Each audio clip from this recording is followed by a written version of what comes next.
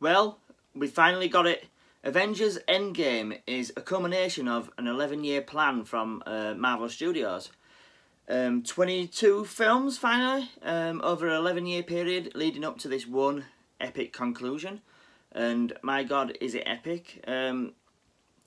After Infinity War, you know, that hit all the spots for me, did Avengers Infinity War. It was almost a perfect movie.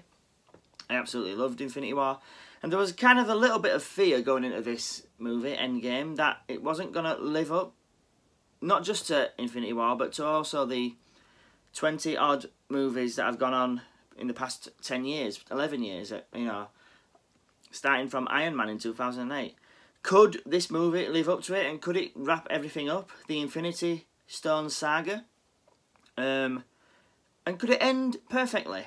And yes, it does all that. It's not without its flaws. Personally, I do think Infinity War is a better movie, but this had a lot of standout moments where I cheered and I loved the moments, and it ended satisfyingly.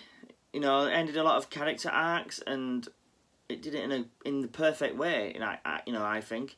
You know, where do I start? You know, what do I like best?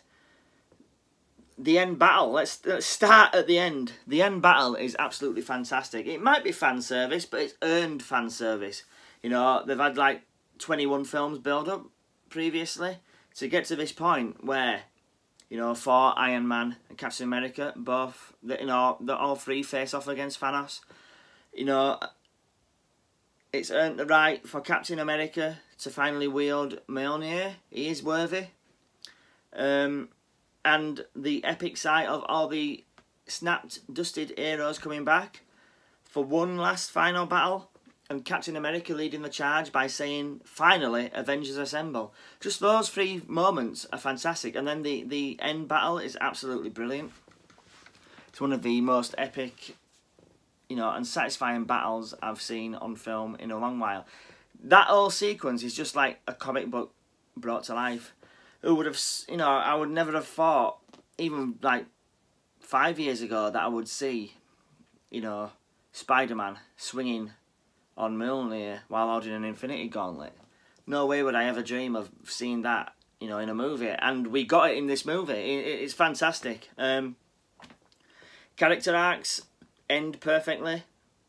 There's a few, you know, there's a couple of deaths, and there's also some permanent deaths left over from Infinity War as well. Characters like Vision, Loki, and Gamora, they don't come back. Which I was surprised about, because I expected all the dead characters to come back for some reason. But they didn't, so that over the course of two films, there has been some loss. But the deaths in this movie, Endgame, are quite big, to be honest. And one I kind of expected, you know, at the end.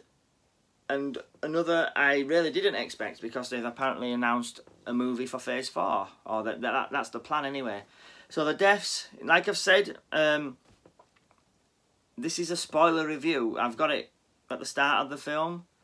I mean, I've got it at the start of the video, and I've got it on my, you know, thumbnail. So, you know, this is a spoiler review. So there's your, you know, 10-second warning. But yeah, you know, Black Widow, Natasha Romanoff, Scarlett Johansson's character, I really didn't think that she'd die. But it kind of fits, you know, the way her character was going. She was the only one that had nothing, in a way, to live for, apart from the Avengers. And she was the only one that really didn't move on, you know, within the 5-year gap from the snap to where they are in the present time. So her sacrifice, because it was either her or Hawkeye who had to get the Soul Stone from Vormir, and yeah, Hawkeye could have sacrificed himself, but it would also have defeated his story arc, because he needed to get his family back. You know, he'd become this serial killing vigilante called Ronin now, and yeah, he needed that story, that family to come back. So yeah, Black Widow's death works. I'm not sure where they're gonna go. You know, if they do a future Black Widow film, it may be a prequel, it may be another Black Widow.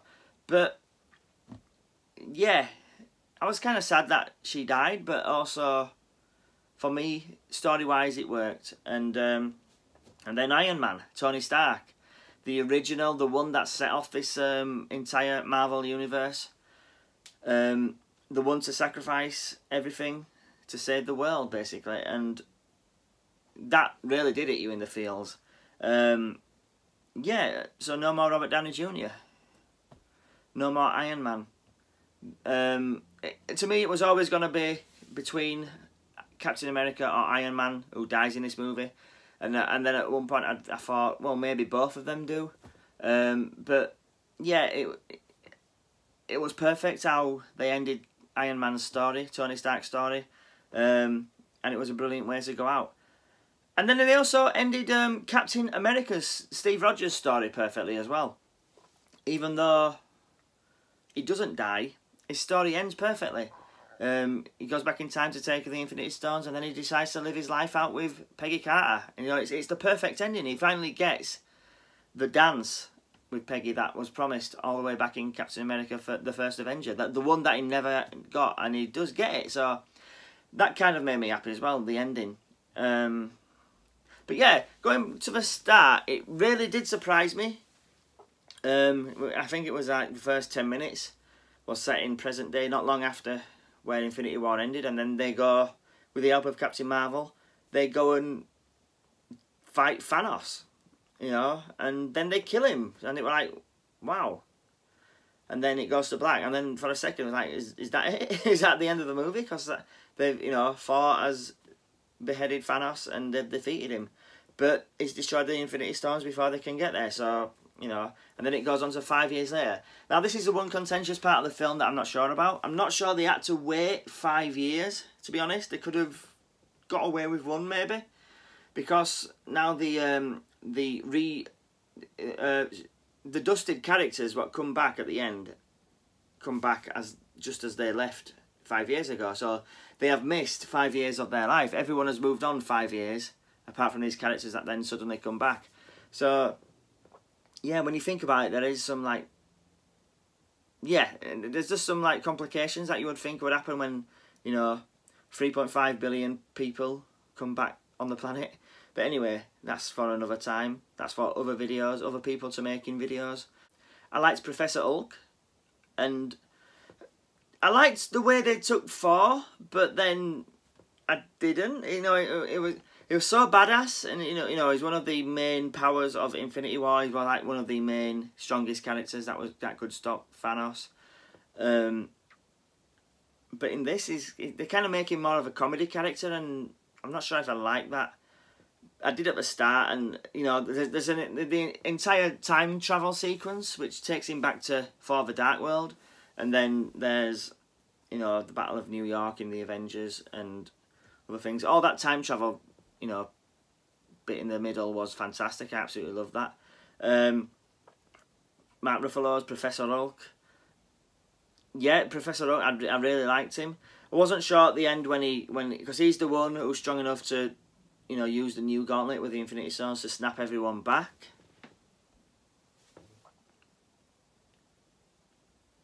But the main thing is the gamma radiation. He's the one who can do it because it's emitting gamma radiation is the Infinity Gauntlet. But then, you know, the Hulk is kind of nerfed in these films. Oh, excuse me. Because in the comics, well, in this he does a snap and then he injures his arm, and then at the end of the film he's kind of incapacitated then for the fight. Don't really see much of him.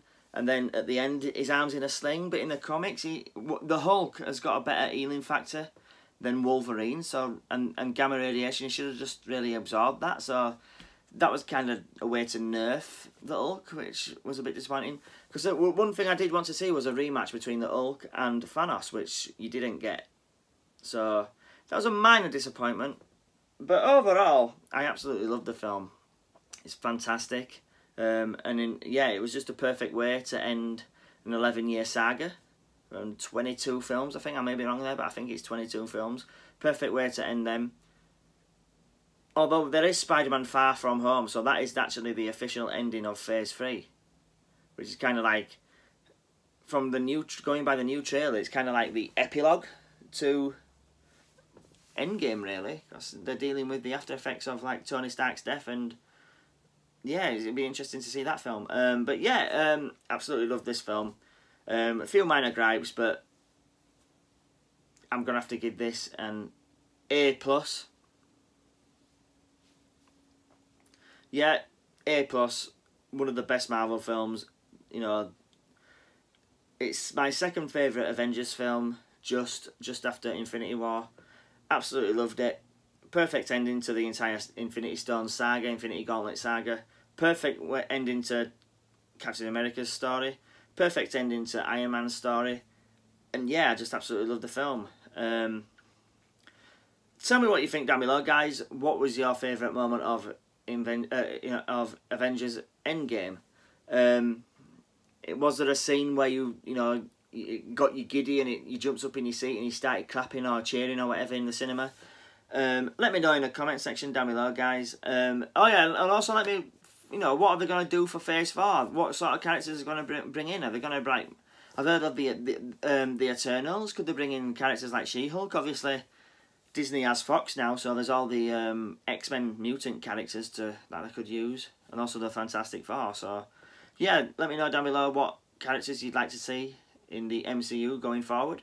Like and share my channel, guys, and remember, stay heroic.